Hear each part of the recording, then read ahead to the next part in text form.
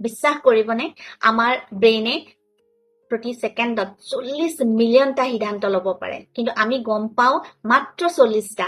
অৰ্থাৎ আমাৰ জীৱনৰ 95% সিদ্ধান্তই আমাৰ কণ্ট্ৰলত নাথাকে, আমি গম নাপাওঁ। আমি যদি গম পাওঁ তেতিয়া কণ্ট্ৰল কৰিব পাৰোঁ, 5%হে আমি গম পাওঁ। সেই 95% যদি আমাৰ কণ্ট্ৰলত আহে আমি কি কৰিব নোৱাৰিম, কাৰণ এই 95%ত আমাৰ সোমাই থাকে ভয়, অনিশ্চয়তা, ষ্ট্ৰেছ, টেনশ্যন। কিন্তু সেইবোৰ যদি আমি নিজে কণ্ট্ৰল কৰিব পাৰোঁ তেতিয়া আমাৰ জীৱনটো আমাৰ নিজৰ কণ্ট্ৰলত নাহিবনে?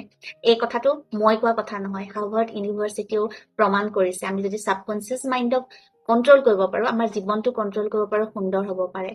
আমাৰ বহু হাজাৰ প্ৰশিক্ষাৰ্থীয়ে 7 দিনত নিজৰ এই ছাবকনচিয়াছ মাইণ্ডক কণ্ট্ৰল কৰি জীৱন সুন্দৰ কৰিছে। আপোনাৰ পাল, আপুনিও কৰক। লিংকত সকলো ডেছক্ৰিপশ্যন দিয়া আছে। ধন্যবাদ।